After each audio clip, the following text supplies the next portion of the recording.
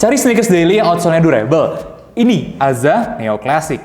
Kita mungkin move on karena yang spesial itu ternyata ada di outsole-nya. Jadi dengan rata-rata rating. Halo guys, Dimas sini, dan mumpung kita lagi banyak bahas dead shoes dari sepatu Indonesia, nggak ada salahnya kita lirik salah satu requestan kalian, yaitu Aza Neo Classic. Kenapa namanya Neo Classic? Ya gue langsung tahu sih, ini adalah gabungan dari desain retro 90-an ya, ala-ala dead shoes dengan sentuhan modern. Kenapa gue bisa bilang modern? Ini sentuhan modernnya kelihatan sekali di penggunaan TPU-nya mungkin, dan kemudian kita bisa lihat juga bagian belakangnya, jadi napas-napas modernnya masih cukup berasa lah ya. Tapi kan bukan itu intinya, karena kita mau cek kualitasnya. Langsung aja kali ya, kita gas bedah sepatunya.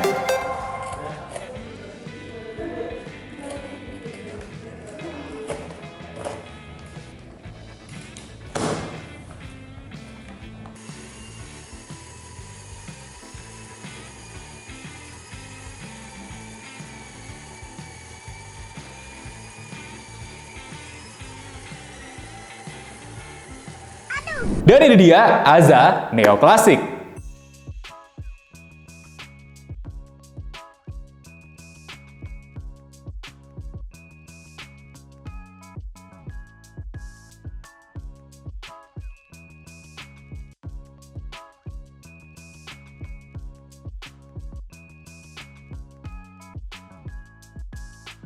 Ya kayak biasa kita langsung aja bahas uppernya. Tapi sebelum itu gue mau ngasih tahu kalian kalau kita lagi ada di studio baru. Nah apa aja sih yang kurang? Atau kalian ada ide atau saran gak sih buat setup baru kita? Coba kasih tahu kita di kolom komentar ya. Tapi studio baru muka gue tetap berminyak. Oh ini karena belum ada sponsor sabun cuci muka. Langsung aja gas kontak kita buat sponsorship. Dan uppernya ini sangat durable sekali teman-teman ya. Kenapa? Kalau kita udah coba tes tarik, ternyata dia bisa menahan beban sampai 4 kg force, 4,7 kg force ya. Ini angka yang cukup banyak, jadi hampir-hampir ke angka 5, tapi sayangnya masih kurang sedikit, dimana rata-rata di angka 4 komaan itu masih dihuni sama rating 4 ya, skala 1 sampai 5, jadi dia udah di atas rata-rata. Sedangkan mesh-nya kayak begini, dia sebenarnya cukup durable, tapi kalau kita lihat nih ya, di detik-detik terakhir dia kebuka sedikit, jadi ya harus kita kasih rating 3 alias dia rata-rata seperti kebanyakan mesh yang kita tes pada umumnya. Artinya sama sekali gak jelek ya. Dan kalau kita lihat ada beberapa detail, ini ada bahan sintetis ya kayak TPU di sini.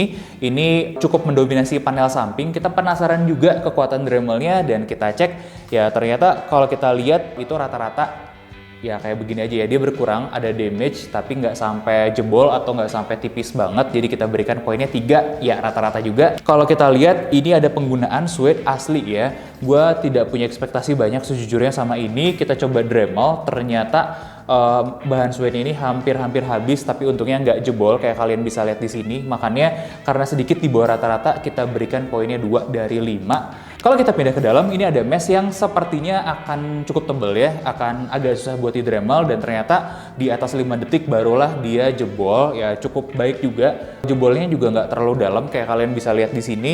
Ini cuman sedikit di bawah rata-rata aja sih, makanya kita berikan poinnya 2 dari 5. Jadi itu tadi ya, materialnya sih ya rata-rata aja, ada sedikit yang di bawah, tapi overallnya cukup good dan kita memberikan rating 7 dari 10 untuk keseluruhan penilaian uppernya. Nah, detail-detailnya mungkin perlu kalian tahu, dari talinya ini cukup enak dan dia kunci banget ya, ngelock dengan cukup baik. Terus padding-paddingnya juga tebal di bagian atas dan di bagian samping. Nah, coba sekarang kita masuk ke bagian insole dulu deh ya.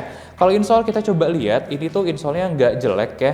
Ini karakter insole-nya seperti memory foam, jadi dia nggak terlalu empuk karena memang agak sedikit amblas, tapi nggak jelek juga. Cukup aja kalau menurut pengamatan kita.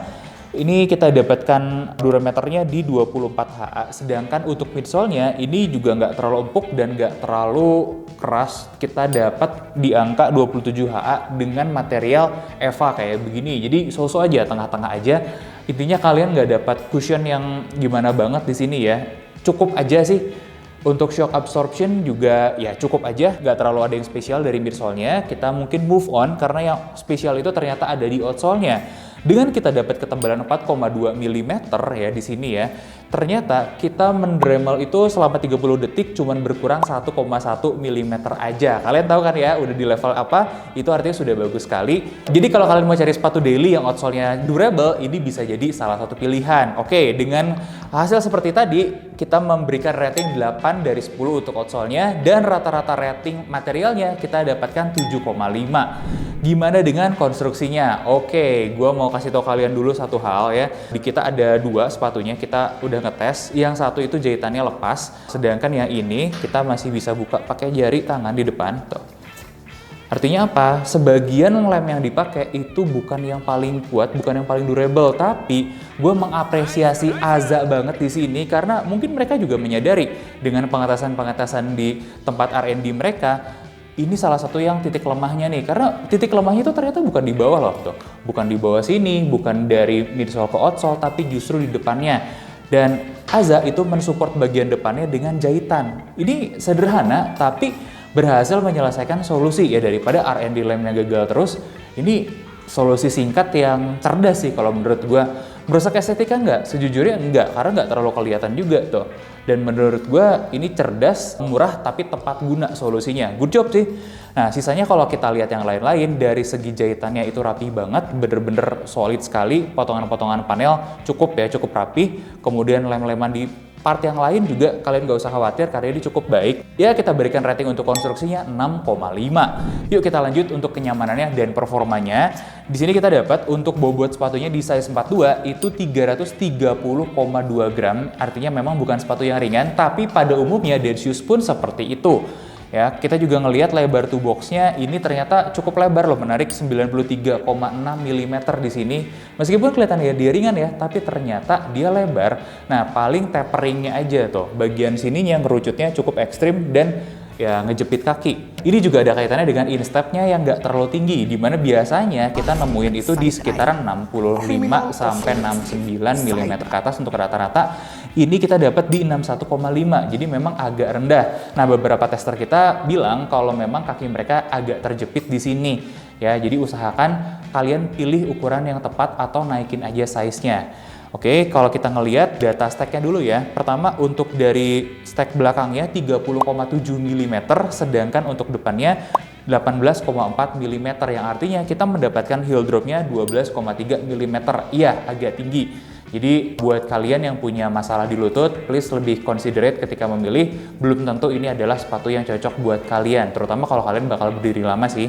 Tapi untuk jalan, kita ngelihat ini potensinya cukup oke, dimana ada sedikit rocker juga. Kemudian anatomi sebagai sepatu jalannya ya ketika dipakai tidak seberat itu. Terus kita ngelihat juga nih untuk sizing-sizingan, tadi gue agak ketinggalan, itu 27,5 cm panjang insole-nya.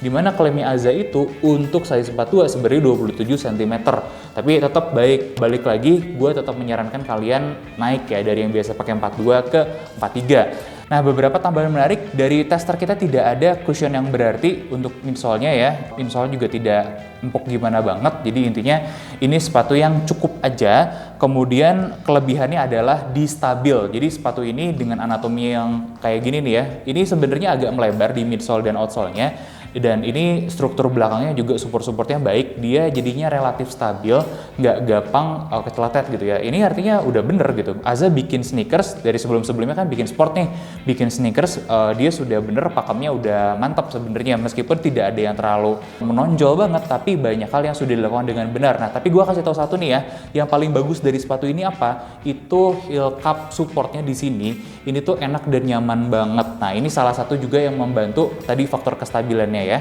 Gimana dengan gripnya? Kalau di lantai licin dia bagus, nah tapi ketika di lantai basah dia ya kurang, ternyata licin ya di permukaan yang basah. Jadi mungkin teman-teman consider juga dari medan-medan yang sering kalian lewatin. Dan ini bukan sepatu yang panas, meskipun kelihatannya tebal-tebal kayak gini ya, dia cukup breathable. Artinya dari kenyamanan dan performanya kita bisa berikan rating 7 dari 10. Kalau gue ngelihat ini lebih ke sepatu daily aja, bukan buat jalan dengan jarak yang ekstrim kayak yang suka Oki lakukan misalnya ya 20, 30, 40 km Bukan, ini bukan sepatu buat kalian. Jadi dengan rata-rata rating 7 dari 10, iya solid 7 loh ya. Ini sepatu yang menarik buat dicek karena salah satu kelebihannya itu juga adalah di desainnya. Jadi menurut gue ini adalah desain yang cukup seger ketika kita banyak dibombardir dengan copycatnya New Balance atau Asics. Ini nggak segitunya banget, siluetnya tetap terlihat berbeda dan sedikit punya karakter. Dan gue ngerti sih kenapa kalian pada request, karena ini barang cakep memang menurut gue.